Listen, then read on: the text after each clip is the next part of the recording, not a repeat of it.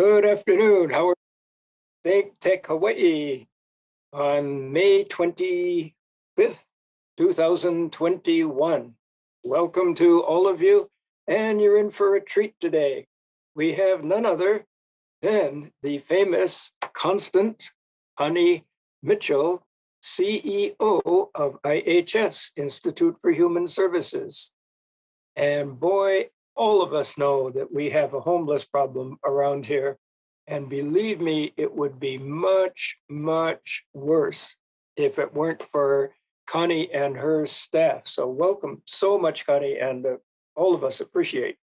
Thank you so much, Howard. Really appreciate it. Now, I don't think it's our imagination that we see more and more and more homeless people on the streets, and that's partially due to the COVID bug. And then there's the price disparity. This keeps getting worse and worse and worse. I like to give the example of the fact that the typical single family residence in Hawaii is now valued at around $1 million. And you have your dishwashers, maids in Waikiki earning maybe $14 an hour. Just a wee bit of a gap there.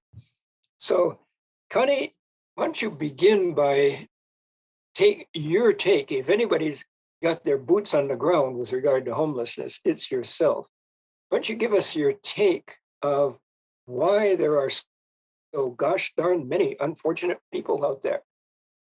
Well, first of all, Howard, we all have to realize that we have a huge housing crisis in Hawaii, and particularly on Oahu. But I think throughout the state, it's just been really difficult for everyone. And I think the COVID pandemic has made that all the more clear, to everyone. So I want to start with that, because really the only way that we can end houselessness is to basically provide places for people to live, decent places. I think that we are experimenting, with maybe some different forms of housing. But first of all, it is housing. I think, there are many reasons why people become homeless. And so, I think we are really looking at, first of all, like I said, the high cost of rent and the wages, but there's other things that really contribute to it in some cases. Every case is different. And people say, like every time you talk to somebody who's homeless, that person's homelessness, but it's a different story for someone else as well. So if you look at this is a long list, and it isn't, an exhaustive list, at all.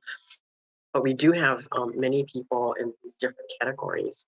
So I think we really need to remember that it's not a one size fits all when we have a solution for homelessness, but housing is one thing that we all need. Mm-hmm. Hey, thank you, Connie. And you and I have connected in the past in looking at ways to provide shelter, not fancy shelter, but just good shelter. Number one for the houselessness, you call that instead of homelessness. And then for low income families, I go back to this $1 million a home problem. And you and I have, and many, many others have explored different ways of making housing affordable. And something that I have certainly concluded over the years is that your typical single family house, we Americans are used to having a whole lot of room. We don't really need that much room. And if you design a home space very cleverly and make use of every cubic foot, you can really, really shrink the size of the home, and it becomes much, much more affordable.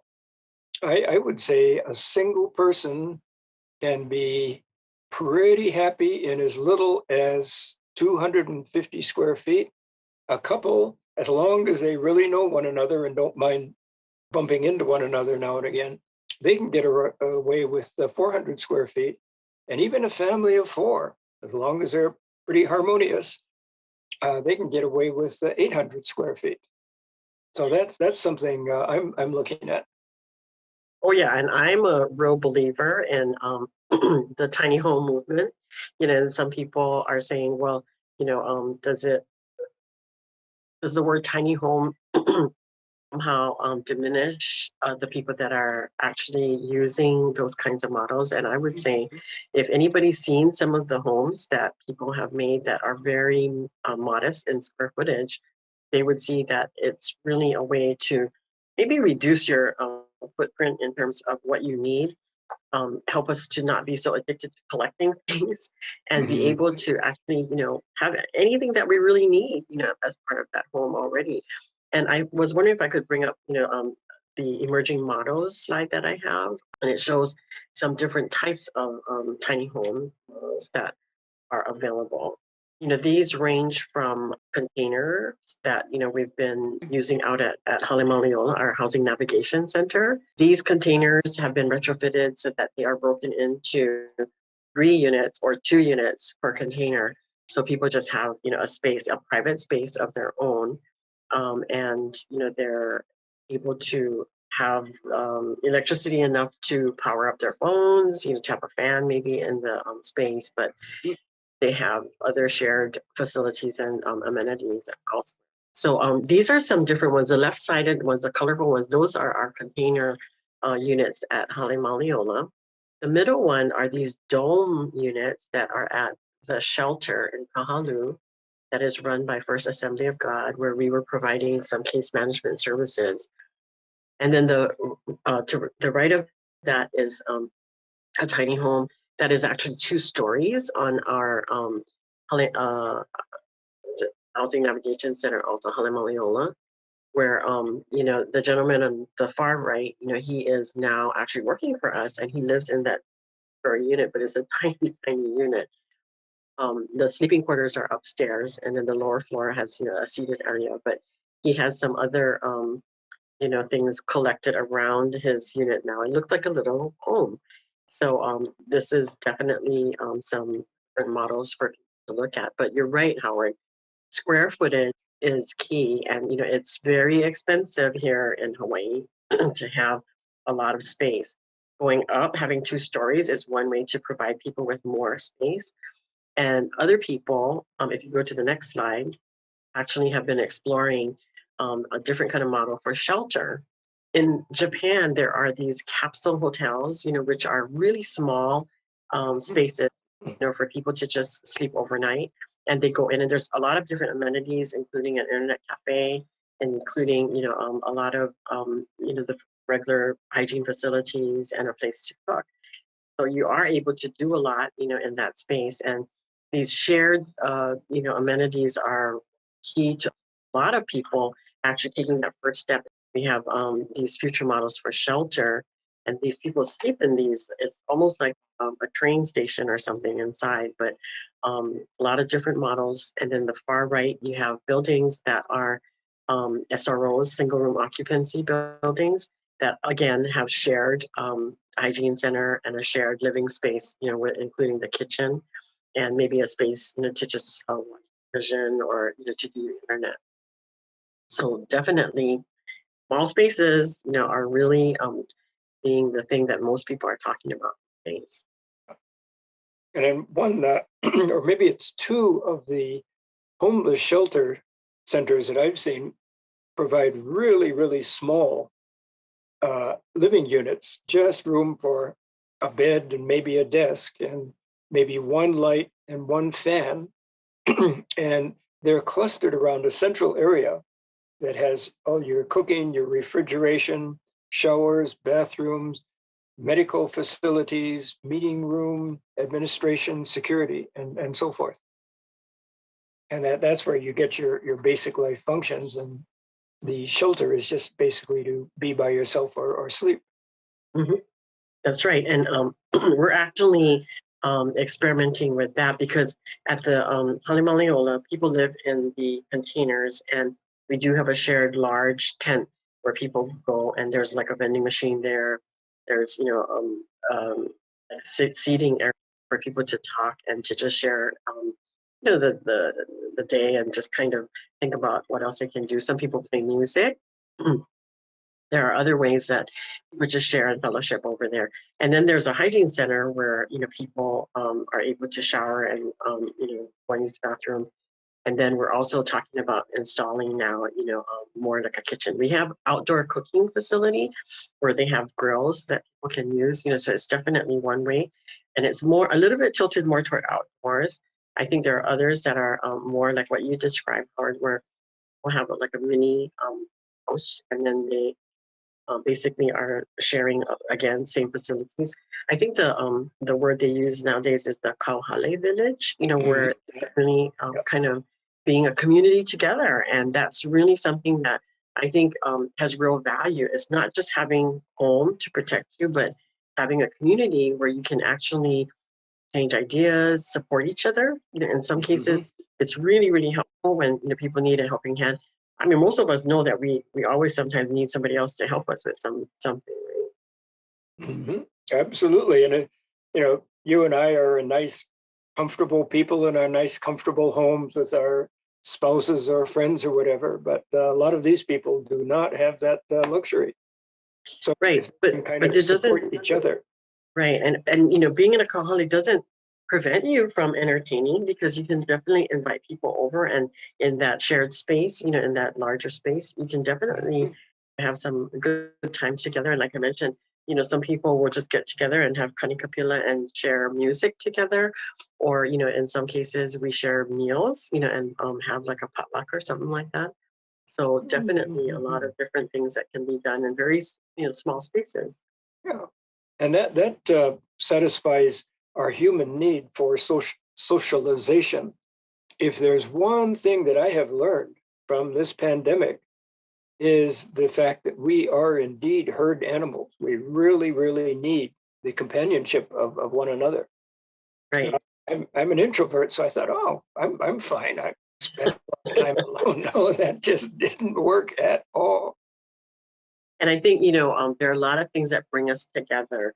And one of the other things that we've been really adding to some of the spaces, that we've created are community gardens, where people can come together and grow things and then exchange things, while you're at it. Because, if you are growing things, if you're a gardener or a farmer, you know that when you grow things, you usually grow too much for yourself to consume when it comes to bearing the fruit. So you want to be able to grow different things from your neighbor and then exchange them with them. And so we have that going at Halemaliola, and also at Kahawiki Village, where we have about 125 formerly homeless households gathered and living there in these modular homes, the Japanese modular homes built by Komatsu that, Dwayne Kurisu, our developer, had created, as part of this village. But amazing, how people do come together when you're sharing a need, and this pandemic surely showed that as well. Hmm. And you use the word modular homes. Can you describe modular home space? Well, the modular homes that we have at Kahawiki Village are actually these homes that were built in Japan and used there during the time right after the tsunami, the big tsunami that they had. So they're very easy to put together. They're like kits. So there's a steel structure, and then you slip the walls in. There's kind of segments of it, and you stack them to make the wall. And they're very, very durable. Will last a very, very long time. And our developers, and the architect made sure that where they are located is very hot, so they needed to find a way to vent them well. So technology, these days is really something that we turn to help us with any of the problems that come. So they actually end up being pretty comfortable, have ceiling fans in all of them. And we have these solar vents that pull the hot air out of the unit as well. Mhm. So, definitely comfortable, and, people are enjoying them. We have Yeah. Yeah. 300 children over there. Right now. Mhm. Do you know if the exteriors or interiors of the homes are insulated at all to Yes, prevent those panels are sun's heat? definitely, yeah, the panels have an insulation in between, and then the Mhm. outside, surface is one that's quite durable. It's a kind of, um, I don't want to say plastic, I'm not a builder, but, it's that, not wood anyway, but it lasts for Mhm. a long time. Mhm. And can withstand the UV rays from the sun. Yes. definitely. Yeah. Mhm. And they're all Yeah. tied down away, so that they're also very strong against hurricanes, like hurricane winds Mhm. possibility. So, Beautiful. Yeah. Something that in my profession I emphasize a lot for Hawaii's climate is reflectivity. mhm. Reflective roofs, reflective walls. Right. And it's amazing because, we discourage the use of the air conditioners there because it really draws a lot of energy. And their rent there is actually inclusive of energy. And that whole village is off the grid, is powered by these Tesla batteries in this Mhm. Tesla power plant or this area. And so they are learning, to really um, reduce their consumption of energy, but also find ways to cool down. I think a lot of them spend a lot of time out, which is really nice because you're visiting with neighbors and getting to know them as well. So Mhm. your structures can really encourage a kind of village activity that you really want to see and Hmm. blossom. Beautiful. Yeah. So is there you mentioned the batteries. You've got to get electricity into those batteries. Is there a solar farm out there also on the ground or?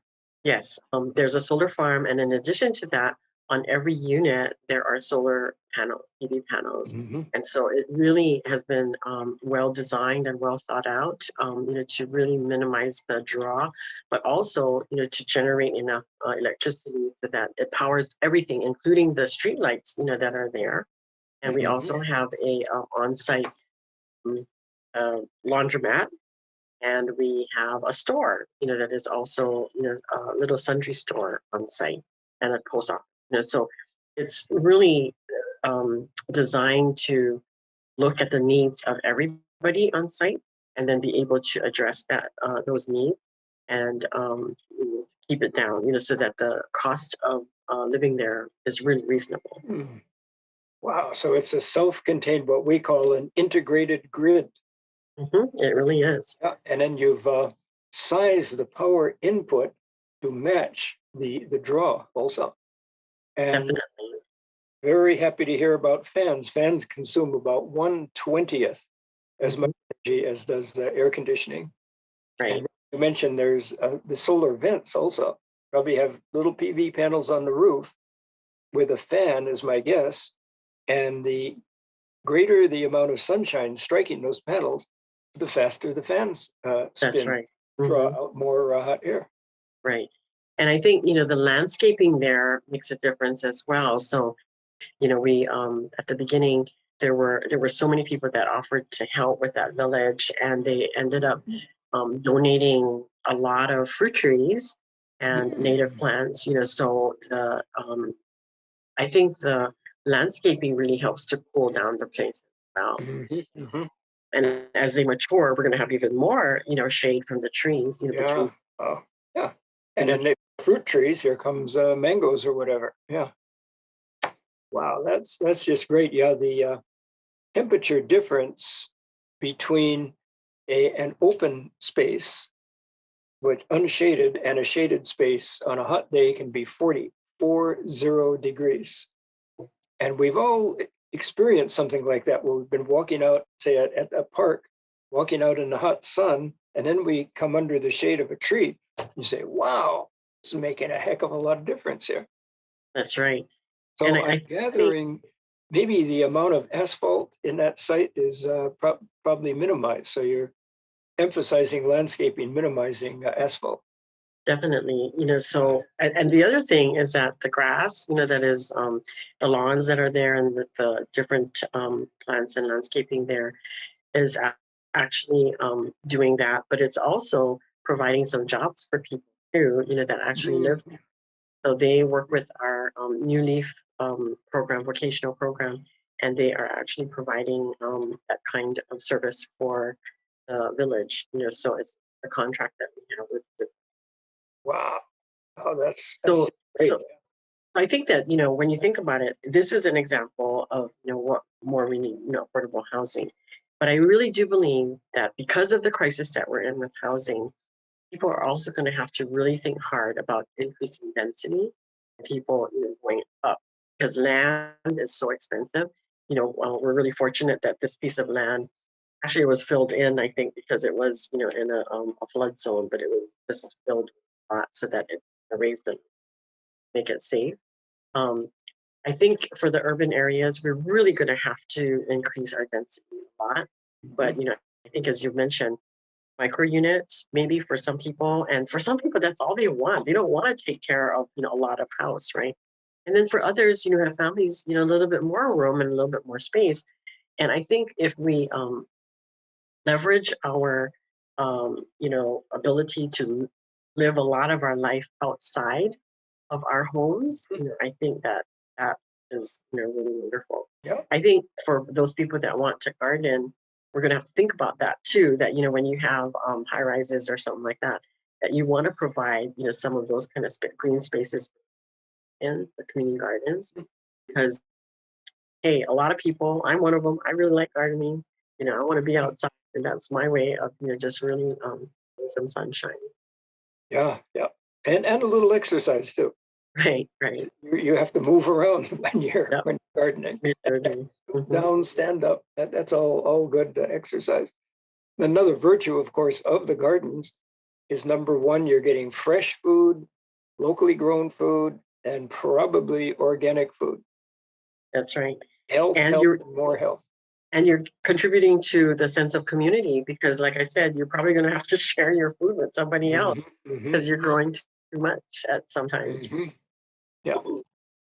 Oh, that's just heartwarming news, Connie. Yeah. So just regard to high rises.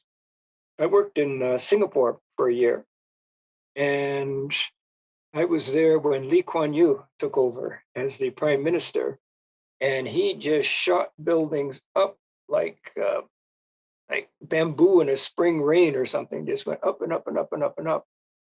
And now, well, compare it to Molokai, because Singapore and Molokai are the same size. Molokai 100 years ago had about 7,000 people.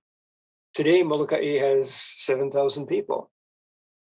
Singapore, the same size as I believe now 5 million people. And they have a living standard the same as us Americans. Mhm. Just amazing. And talk about high rise living.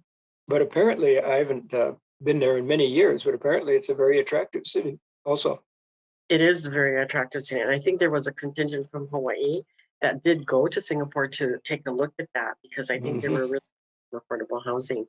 And Senator Stanley Chang has, a plan that he's proposed to basically take state lands and to Yeah. use them, to build on. And I do Hmm. believe that that has to be part of the equation because the shortage of housing is so dire. I Yeah. do not believe that people realize just how dire it is. But Hmm. when we had this, the during the pandemic, a lot of people were in very dire straits. And when the housing programs opened to help with assistance, the first program closed in 4 hours. And, that was the first time. So they had to close it. And then they would reopen it, closed in another hour. And I just thought, oh my God, how many people, are needing, Yeah. Yeah. don't really have a good idea anymore. Mhm. Yeah, I've seen statistics. I'll just throw some numbers out. You open up 100 living units and you get 3,000 applications. Hmm. Yeah. And so I think we, depending on who you talk to, I think we're short maybe about 30 to 40,000 units right now. And our population has been somewhat static because there's population growth, but a lot of people are moving out, of Hawaii also. And we don't want to lose our brightest and our best either. So we really do need housing for our Hawaii residents, and that's Yeah. something we definitely have to make a commitment to. When you were talking about the Singapore Prime Minister, I think they really made that kind of commitment and they had the vision to say that no one should not be able to have a home. And, we also agree. And while I know some people would say, well, those people on the street, they might not be ready for it. I agree. We need a lot of services to stabilize people, but ultimately, people have to have a place to go. And one of those things, is shelter. But then beyond shelter, we really still do need places for people to live that will be their home. Yeah. And home is more than just four walls too. And I just love the way you're describing community. It's clustered such that people just automatically, literally bump into one another and start talking and make friends. And then, as you say, share. Absolutely. Yeah. So that's my hope, for the future is Mm. that housing will bring people together and that we'll have enough of it so that we don't see the homelessness that we Hmm. Hmm. Yeah, we just need to multiply those villages that you've described by about 100-fold, see. Yeah, and then we'd. And there is spare state land out there and city land, and ideally the housing would be situated on those spaces because the land is free, then quote unquote, and a major portion of housing affordability issues are the land that it sits on. that's right. And I hope that when, we talk about having affordable housing developments, wherever they are, that my hope is that the communities in which people are proposing affordable housing will understand that when we talk about affordable housing, it isn't necessarily for homeless people. They're for people who are Mhm. working. They are workforce. That there are people who may be elderly. We have a lot of people who are, really priced out of housing because they're on fixed incomes. There are also families with children who really need to not be homeless so that they aren't homeless in the future. Because when you are homeless, you experience homelessness as a child, there's a good likelihood that you are going to experience homelessness as an adult. So we really want to keep homelessness as short as possible. Mhm. So let's make housing. Yeah, especially ADUs, accessory dwelling units. You put a small home in the backyard and say that's for grandma and grandpa. Now, if there are little kids there, grandma and grandpa can look after the kids so that mom and dad can go out and work. That's right. Yeah, yeah. Having everybody together is another economical way to live too, is Mhm. shared housing, shared with more Yeah, and people. it's good for mental health as well as good for physical health. Yeah. Sure. And on that very cheery note, we must bid fond adieu. Connie Mitchell, CEO IHS, thank you so inspiring tale. We just need to multiply you and your programs by at least 10 times, and we'll be a much happier place. Thank Yeah, you so much, Howard. yeah, a great pleasure. Hey, Howard Aloha. Wiig, Code Green, Think Tech Hawaii. See you next time.